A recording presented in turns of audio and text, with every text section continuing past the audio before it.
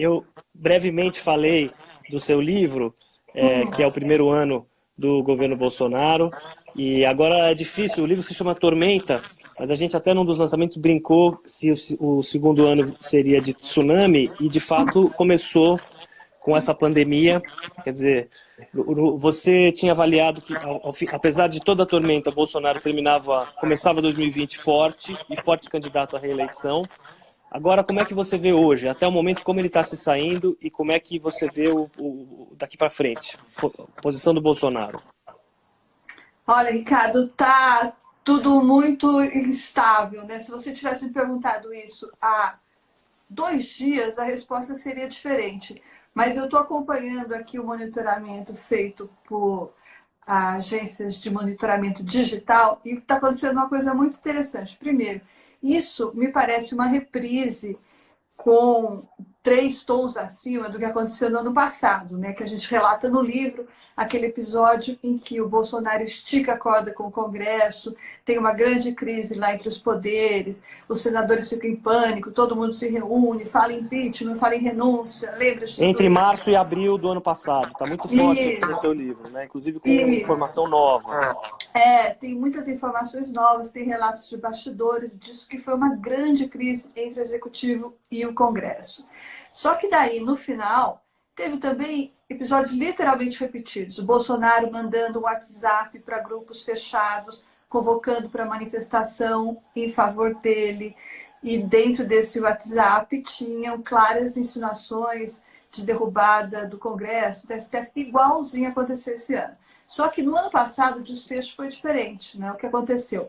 Depois de toda essa tormenta, aconteceu que o Congresso botou panos quentes, eles meio que resolveram que eles iriam tomar mais iniciativas e deixar o presidente um pouco de lado, o que eles mesmos chamaram de parlamentarismo branco. Então, dessa forma, se resolveu a grande crise do ano passado. Neste ano, ela se repetiu, só que daí tem alguns elementos novos. O coronavírus é só o mais grave deles, né? Mas o Bolsonaro repetiu aquele comportamento que é de esticar a corda, de tentar ameaçar essa ruptura, inclusive institucional, e usar os filhos e tudo mais, e o WhatsApp, tudo muito igual. Agora, o que acontece neste momento? Antes um pouco do pronunciamento, quando ele chamou o coronavírus de gripezinha, quando ele foi às manifestações desagradando todo mundo, colocando em risco a vida das pessoas, quando ele se negou a mostrar o exame que ele tinha se submetido, isso derrubou ele nas redes sociais. Derrubou muito fortemente. E esse monitoramento é claro. Ele diz o seguinte, é o monitoramento da BAIS. Pela primeira vez, os opositores do Bolsonaro conseguiram abafar a voz dos apoiadores do Bolsonaro. Isso era uma coisa inédita, muito forte e muito surpreendente. Só que o que aconteceu? Veio o pronunciamento de terça-feira, não é isso? Terça-feira à noite. E foi um desastre aquele pronunciamento aos nossos olhos, aos olhos de analistas, aos olhos de jornalistas, aos olhos dos médicos, dos sanitaristas, aos olhos de quem estava preocupado com a contenção da epidemia, por causa do tom de responsabilidade e pelo fato de ele contrariar não só a OMS, como o seu próprio ministro da Saúde. Tudo isso fez do pronunciamento um desastre, certo? Certo, a impressão era que era um desastre. Errado. Nas redes sociais, isso absolutamente não foi visto como um desastre. O que ele conseguiu com isso? O monitoramento da Bytes mostra de forma muito clara. Ele conseguiu reorganizar a base de seguidores dele, que estava meio perdida, meio sem saber como defender. Com esse discurso, ele reorganizou a base, que começou de novo a tuitar loucamente e conseguiu reverter esse negócio. Hoje, dia 26 de março, a base dele de seguidores está falando de novo mais alto que os opositores. E ele Agora, esse monitoramento de redes sociais é interessante que você traga, porque é surpreendente, de fato, e quem está nas redes não como analista tende a ser muito impactado pelos seus iguais, né? Então tem dificuldade de ver o todo. Mas o que tem de novidade também na última semana ou semana e meia são os panelaços. Sem dúvida. Eu não sei como é que você vê isso, mas é a primeira vez que tem uma coisa organizada tão forte e coincidindo com rupturas importantes, como do governador Ronaldo Caiado e a situação que se armou na reunião do João Dória, governadores do Sudeste, com o Bolsonaro ontem, com aquele conflito muito violento, sobre o qual eu pediria que você dissesse uma palavra também, e depois a reunião de todos os governadores no fim do dia. Então, como é que você vê aí a relação dos governadores com o presidente? Eu já falo sobre isso. Só um pouquinho antes, é que esses panelaços estavam nesse contexto da derrocada dele. Então, lembrando, ele estava mal nas redes sociais, ele tinha feito aquela aparição das manifestações, ele estava sob críticas, e ele estava ouvindo os panelaços pela primeira vez. Então, é nesse sentido, depois disso, que teve a virada das redes. Sobre os governadores, é exatamente isso. Imagina alguém que abre frentes de batalha, tantas frentes de batalha de uma vez. O Bolsonaro estava já rompido com o Congresso praticamente, não é? Ou pelo menos muito distanciado. Ele estava isolado, ameaçado pela crise econômica que se avizinha. E daí ele pega e abre outra frente de batalha, que é essa grande crise com os governadores, que também estão lá tirando sua casquinha, claro, da situação. Claro. Mas ele tem aí uma frente muito poderosa de governadores que, por sua vez, tem prefeitos por trás. E ele, de uma forma surpreendente, resolve abrir também essa frente contra ele.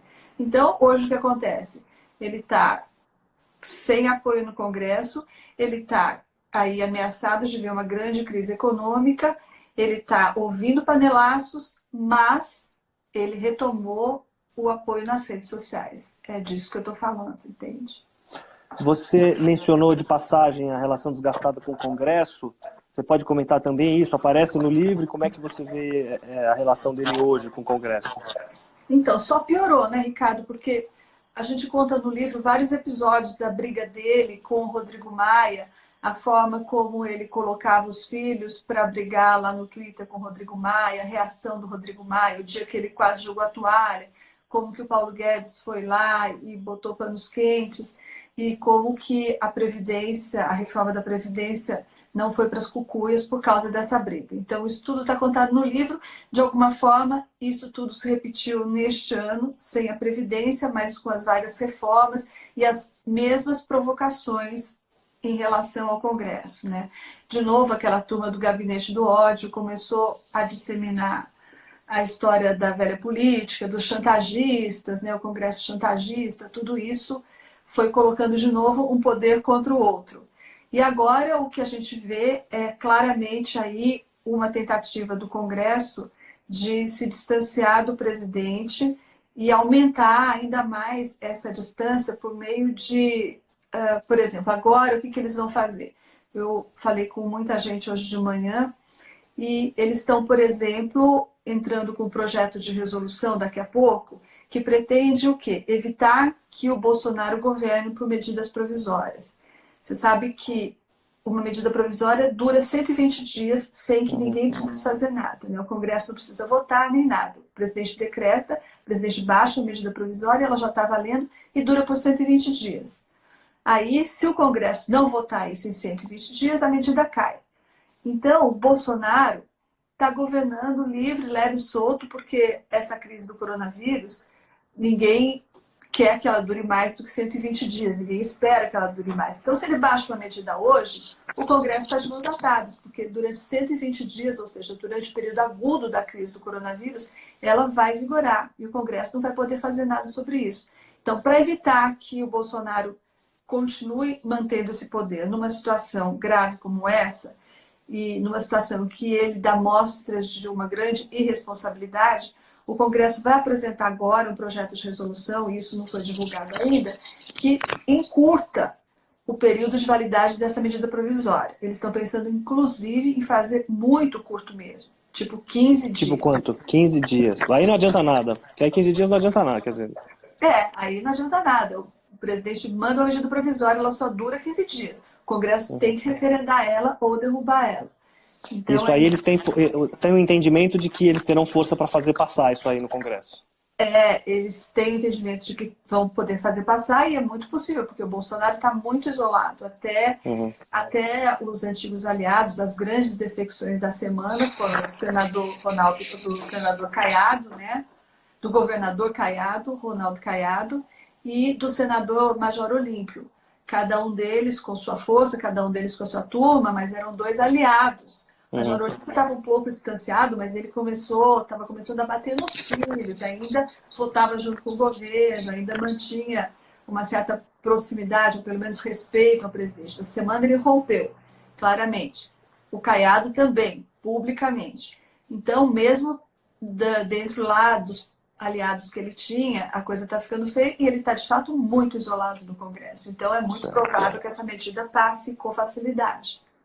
Bom, estou conversando com a Thaís Oyama, jornalista, autora do livro Tormenta, sobre o primeiro ano do governo Bolsonaro, e a Thaís está cheia de informações quentíssimas, tão ou mais quentes que as que estão no livro, que está sendo um sucesso, já vendeu mais de 10 mil cópias, saiu não tem nem 2 meses.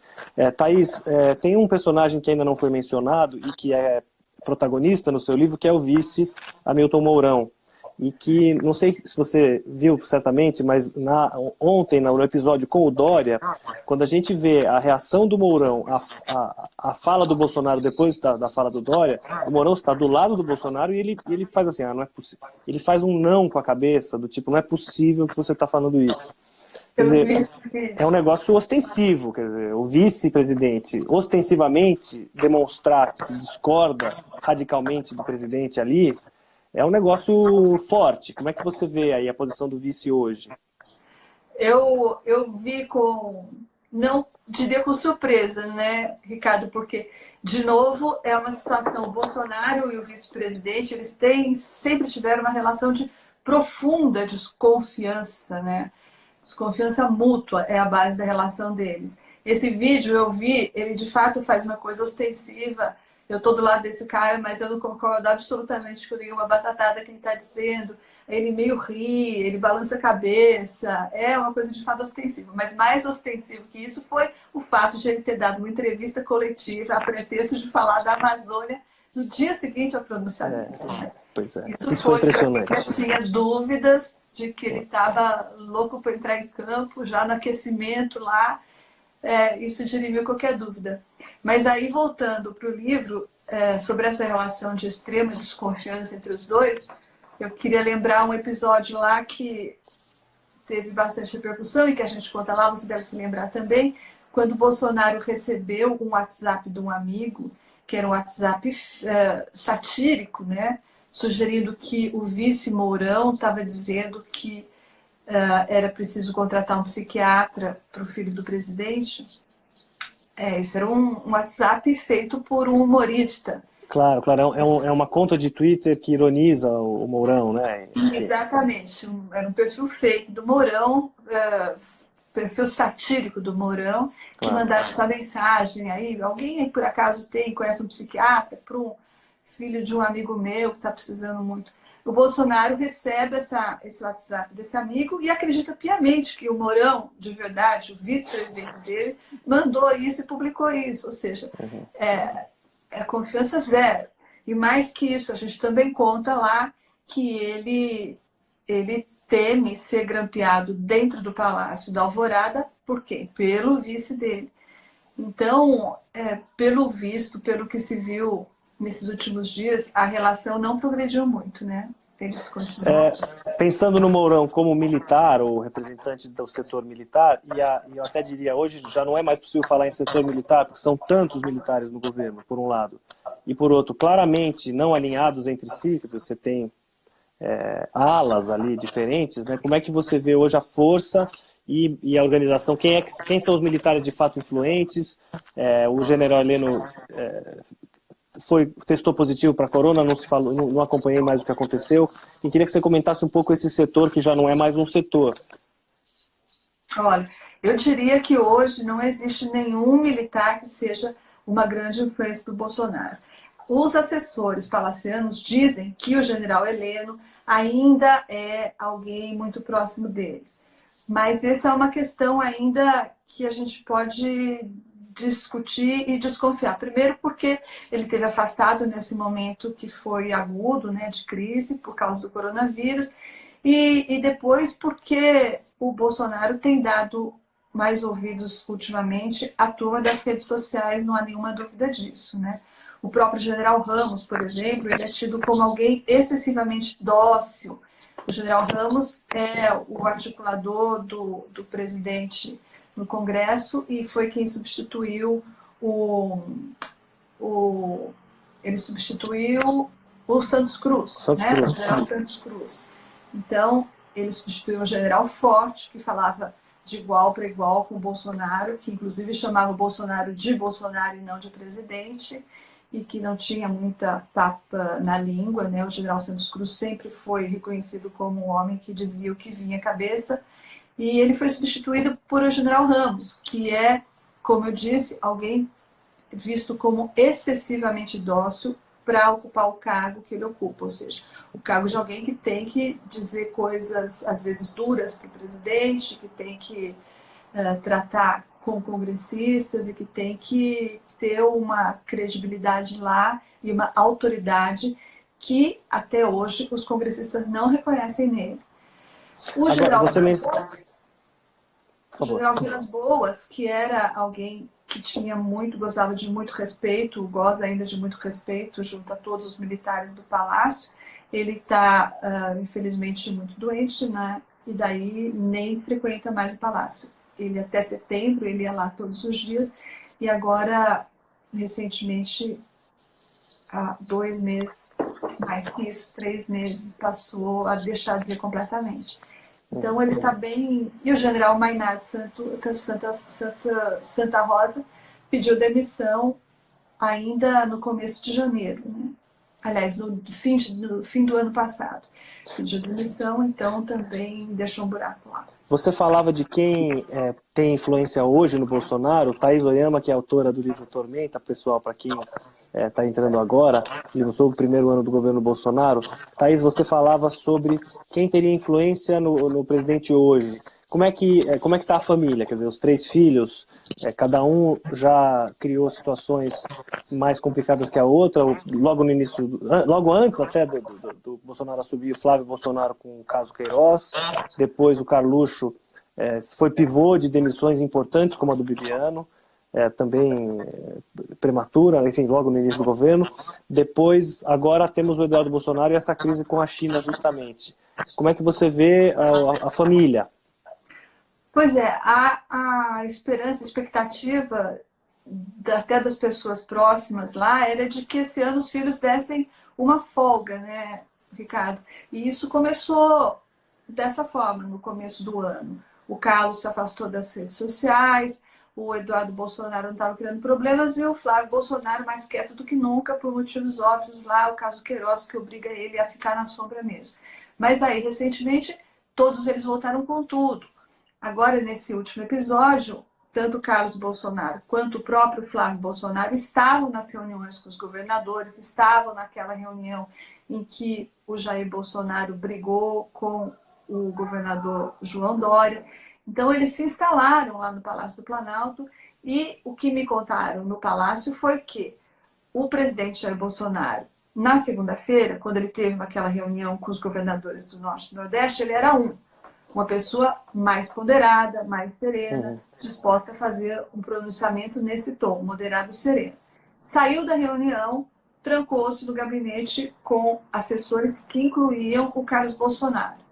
E a partir daí, ele redigiu o discurso de próprio punho com a ajuda de outras pessoas. E ele veio naquele tom que todo mundo viu. Ou seja, você diz essas pessoas, Felipe Martins, o que é? Quem são?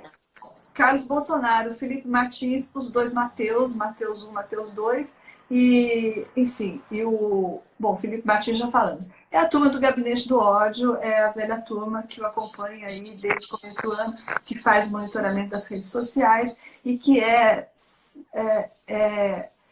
partidária dessa tese da ruptura. Não tenha nenhuma dúvida, eles são partidários da tese da ruptura. Eles acham que o Congresso está aí para atrapalhar, eles acham que o Supremo está aí para atrapalhar. Da ruptura institucional, você diz. Ruptura institucional, como eles defenderam no ano passado. Mas, Thaís, você mencionava a possibilidade ou o desejo de uma ala do Gabinete do Ódio de ruptura institucional. E saiu na imprensa que o Bolsonaro teria encomendado um estudo sobre decretação do estado de sítio. Como é que você vê esse cenário? Tem alguém falando disso já mais abertamente? Olha, Ricardo, no ano passado, isso foi dito de forma, não estado de sítio, mas essa ideia de que o Bolsonaro teria que se escorar no povo e diretamente junto ao povo e só com o povo, foi colocada de maneira muito clara.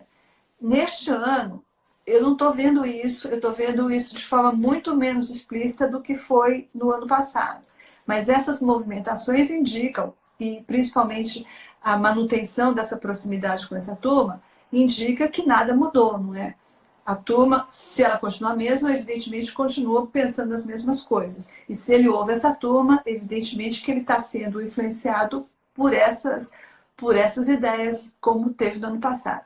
No ano passado, essa turma foi vencida. Nesse ano, a gente não sabe ainda o que vai acontecer, não é?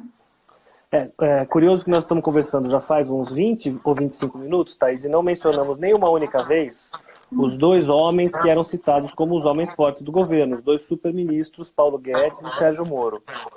Sérgio Moro sumido, completamente sumido. Queria te pedir para comentar primeiro o Moro. O Moro sumiu, mas ele tem aí o seu sucessor, né? O Mandetta é o novo Moro, né? Com os ônus e os bônus. O Mandetta, e é engraçado como realmente... Ministro da Saúde, né? O Mandetta, ministro da Saúde. O Henrique Mandetta, ministro da Saúde, você vê, ele teve o mesmo gozou do mesmo prestígio no governo, quer dizer, do mesmo não, mas é possível fazer um paralelo entre ele e o Moro. Se fortaleceu muito no início da pandemia. Muito, virou uma estrela e respeitado por alas mais moderadas, inclusive, né? Exatamente. A pesquisa da Datafolha, inclusive, colocou como alguém mais aprovado na condução da crise do que o próprio Bolsonaro. E daí o que aconteceu? Ele começou a ser fritado e começou a colidir lá. Isso é uma coisa muito parecida com o que aconteceu com o Moro, né? Porque o presidente Bolsonaro tem, de fato, esse traço, entre os muitos traços negativos que ele tem uma grande intolerância à concorrência, a ficar ao lado de alguém que brilha, que é típico de pessoas que têm uma grande insegurança, né? E quanto a Paulo Guedes, a gente deve se encaminhar logo mais para encerrar a conversa aqui, mas temos mais uns 5 minutos. Paulo Guedes e a agenda econômica, quer dizer, é verdade que em meio à pandemia não se trata de uma agenda econômica, e sim de como enfrentar a crise. Pois é, eu procurei muito as confirmações dos boatos que rolaram na semana passada, ou nos últimos dias, sobre o Paulo Guedes ter pedido o chapéu. Não confirmei isso. Eu acho que, de fato, o que eu posso dizer é que, se teve alguma iniciativa nesse sentido, ela foi momentaneamente afastada. Agora, o Paulo Guedes vai ter muito trabalho, né, Ricardo, em se manter no governo agora, porque ele tem um software liberal, ele é Chicago Boy. Ele só sabe falar, a vida dele é ajuste fiscal, austeridade, é essa cartilha dele. Então, ele absolutamente não está preparado, assim como a equipe que ele montou também não está preparada para virar a chave e fazer o contrário. Agora é preciso gastar, é preciso abrir os cofres, é preciso ajudar as pessoas a sobreviverem, não falar em superávit, tudo isso que ele conhece. Então, eu acho que vem aí uma grande tormenta pela frente para o Paulo Guedes. Você acha que ele fica, Thaís? Olha, é arriscado falar isso, mas tem duas coisas contra ele, né? Primeiro, a pressão que já existia da parte do presidente, que exigia resultados rápidos dele. E agora, essa pressão que é praticamente interna, né? Ele vai ter que desenvolver lá um Paulo Guedes de uma hora para outra, que não é ele, né? Ele vai ter que virar uma outra pessoa, virar a chave na cabeça dele. Então tem dois fatores muito poderosos aí jogando contra ele. Vamos ver como é que fica. Aproveitando que são poucos minutos que nos restam, então eu posso te fazer perguntas assim a seco, você não dá para ficar mais tão brava comigo. E o Sérgio Moro, vai para o STF ou vai acontecer o quê? Certeza que o desejo do Sérgio Moro é o STF. Desde o começo, ele próprio, inclusive, já admitiu publicamente. E eu tenho elementos para crer que essa é a vontade dele. Talvez não da senhora dele, da mulher dele, mas a vontade dele. Que quer que ele seja presidente. A mulher dele quer que ele seja presidente. Algumas mulheres gostam, né? Tem esse sonho assim de ser primeira-dama. Mas ele, eu posso dizer com certeza que a primeira opção é o STF. Certo. E a gente falou do Mandetta, que também houve aí boatos de que ele teria pedido as contas. Você tem alguma informação disso? Eu tenho. A informação que eu tenho é a seguinte: o Henrique Mandetta é, antes de tudo, um político. Embora seja médico, ele é um político e ele está gostando muito dos holofotes que ele está recebendo, e ele tem projetos pessoais, políticos, e por causa disso ele entrou num acordo com ele mesmo e acha que vai conseguir se manter no governo, mesmo tendo uma diretriz, tendo apresentado uma diretriz que é absolutamente oposta à diretriz que o presidente Bolsonaro apresentou nesse pronunciamento. Eu acho que ele vai ter que fazer um grande malabarismo aí para conseguir acomodar tanta coisa junto, mas de fato ele não pediu demissão e todo mundo que eu tenho ouvido diz que ele não pretende pedir demissão. Então, Thaís, para terminar a nossa conversa, lembrando aos leitores que a Thaís Oyama, jornalista, é autora do Tormenta, Governo Bolsonaro, Crises, Intrigas e Segredos, livro que foi lançado em janeiro, já é um sucesso com mais de 10 mil cópias vendidas. Mas, Thaís, para a gente fechar, te agradeço muito pela conversa, mas diz só uma coisa para mim e para o pessoal que está nos assistindo. Bolsonaro termina o mandato? Eu acho que não, Ricardo. Eu acho que não. Sinceramente, acho que não. Mas você acha, não é, há um mês e meio atrás, você achava que não só ele terminava, como era um forte candidato à reeleição? Eu achava. Mas você vê como as coisas nos surpreendem, né? Eu acho que depois do coronavírus, o Congresso não vai fazer nada. Não dá para ter uma crise de coronavírus e ter um impeachment. Certamente é uma coisa impossível. Não dá para fazer ao mesmo tempo. Não dá para fazer ao mesmo tempo. Mas passada a crise do coronavírus, eu acho que isso vai estar muito presente, já está sendo conversado lá, está na agenda dos líderes, e se as coisas continuarem caminhando como estão, ela estará na pauta depois de passar da crise do coronavírus. Mas conta o que você puder contar de informação. O instrumento é impeachment, ou fala-se em algum outro tipo de instrumento para afastar o presidente? Não, é muito nítido. Eu estive em Brasília há 2 semanas e conversei com muita gente e todos eles diziam: não, impeachment é uma coisa impossível. O país viveu o último impeachment há 4 anos. Ninguém pode viver um impeachment de 4 em 4 anos. Era o que eu vi das lideranças há 2 semanas e meia quando eu estive em Brasília. Depois disso, tudo mudou, Ricardo. As mesmas lideranças hoje já têm um outro discurso. Virou de cabeça para baixo o cenário. Então, é muito claro que todo mundo estava muito disposto a ir tocando a coisa como era possível, como fosse possível, preservando lá a figura do presidente, mas esvaziando alguns dos poderes dele, mas dispostos a tocar o barco até o final assim, porque era melhor para o Brasil, era melhor para todo mundo. Agora, eu já não vejo essa disposição. Conversei com as mesmas pessoas e com outras, e o clima mudou completamente. Vamos ver o que acontece depois da crise do coronavírus. Certo. Mas desculpe, só a insistência. Não se fala em outro caminho para a substituição do presidente que não seja impeachment. Quer dizer, do ponto de vista constitucional... Eu não ouvi falar em ruptura, eu não ouvi falar em nenhuma ameaça de ruptura. Toda essa história de exército, hoje foi um dia muito nervoso porque teve ano que é normal e sazonal lá dentro das Forças Armadas. Toda vez, 3 vezes por ano, incluindo março, existe um remanejamento. Alguns generais vão para a reserva, outros generais são promovidos. Então, hoje de manhã, estava uma loucura, porque as pessoas viram isso no Diário Oficial e já acharam que isso significava alguma ameaça ao Estado de Direito. O Bolsonaro teria demitido todo o Estado-Maior. Então, as pessoas estão muito em estado de alerta e qualquer sinalzinho é tomado, é entendido como uma grande ameaça. Mas, de verdade, eu até agora não vi nenhum sinal no horizonte, sinal claro, sinal concreto, sinal respeitável aí de ameaça de ruptura. Tudo que eu ouvi foi uma disposição que não existia há 2 semanas e meia para começar a discutir ou começar a pensar na possibilidade de impeachment. Nenhuma outra possibilidade eu vi no horizonte.